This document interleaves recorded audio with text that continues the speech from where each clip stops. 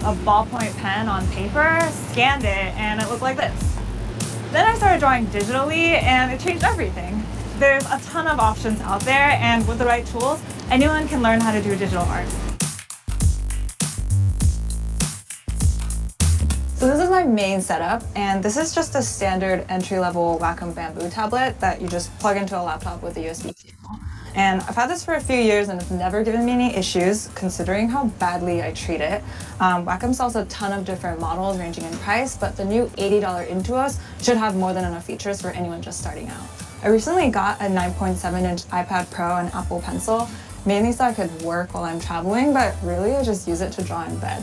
I do wish I went slightly bigger, but it's not a deal breaker. A lot of artists say the 10.5-inch is like the perfect size because it makes all the toolbars accessible, but I think this works fine for me. And also the new $329 iPad works with the Apple Pencil, so it makes portable drawing more affordable than ever. If you don't want to spend $99 on an Apple Pencil or your older iPad doesn't support it, keep in mind there are other stylus options out there.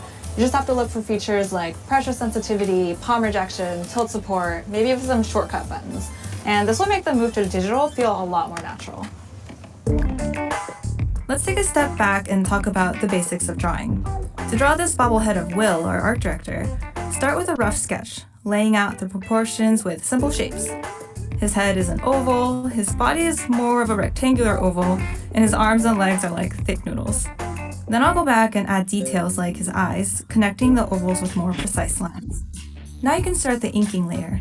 This is basically going over the rough sketch in a more precise way, and you have to be a little bit more careful here as this is the final version of the drawing that you'll color in. For me, the biggest advantage of digital art is the ability to work in layers. Think of it like drawing on tracing paper. Layers allow you to stack the many parts of your image on different levels to form the whole drawing, which makes editing the final image easier. So once I have the full outline of what I'm drawing, I just fill in the colors on another layer underneath. And for shading, I'll add a layer over that. Shading can be daunting, but it's pretty easy if you think about light in the physical world. First, decide where your light source is coming from and use that as your guide to determine which parts will be the shadows and which parts will be the highlights. So for the shadows, I take a black brush with a lowered opacity, darken one side of the drawing, and highlight the other side in white where the light is hitting the subject. The end result is this lovely drawing of Will drawn in 4 separate layers. If you're concerned about how drawing on glass might affect you, you can always look into matte screen protectors that'll mimic the feeling of drawing on paper. I tried one out from a company called Paperlike, and it really helped bring some resistance to drawing on the iPad. So once you have all your tools, we're going to move on to software. On my MacBook, I like to use software like Adobe Photoshop, but on the iPad, I use Clip Studio Paint because it's most like a desktop app.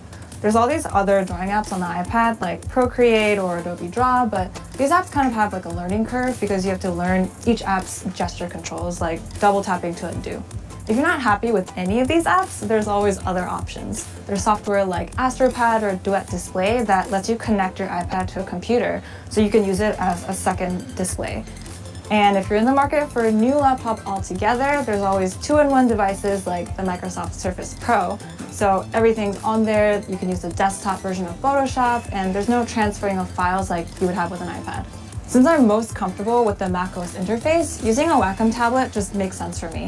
If you're in a position where you're trying to decide what's best for you, think more about the apps you want to use and for what purpose. But ultimately, making art is a personal experience, so play around and find your favorite options. Thanks for watching. This is from...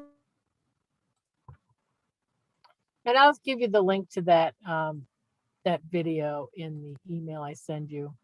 So when we're talking about, and the people that joined, is anyone else doing digital art? Sherry or Mary or Lily, you can, if you want to mention if you do or you don't. The thing with digital art. I don't. You don't, okay. Yeah, so I have construction noise here, so. No problem. All right, thank you. Understood. Yeah, the thing with, okay, and Sherry doesn't. Yeah, but you'd like to. You know, the nice thing about doing, especially if you already own an iPad, boy, you're already, ready to go. You've got a great device to do digital art with, because all that really the artists favor, I would say, the iPad. for their drawing. You can do it on other tablets though. If you have another tablet, there is software for that, and you can do it right on your PC too. That is another option. So the what I like about it is convenience. It's 12 o'clock at night. You're sitting on the couch, and you decide, yeah, I feel like doing a little drawing or painting. What the heck, right? You can just open up your iPad, do it. When you're done, cleanup is just a matter of closing your iPad. You don't have to clean brushes. You don't have to do any of that. It's very nice. You can play around with different things, try out some different ideas. Professional artists have adopted a digital art. Your traditional artists have adopted digital art, what they usually do, because when you're going to do a painting or drawing, especially if it's something very elaborate, you're going to go through a lot of pieces of paper. It's hard to undo.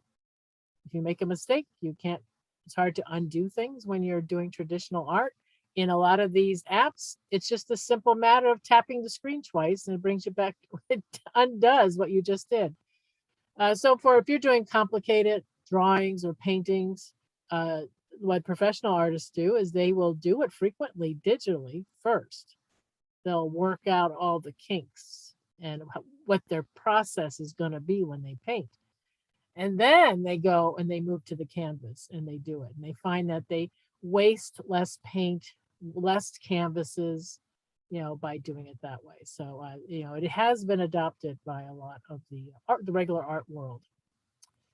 And just to show you some typical idea of what digital art is in our world today, this is some digital painting.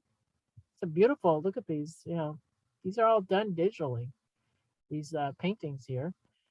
The type of software you would use to do this type of thing would be Adobe Photoshop, although Adobe Photoshop now has a monthly fee, which is really not very good. It's yeah, Jen, you're like, I loved Photoshop back in the day, and then they just got too expensive.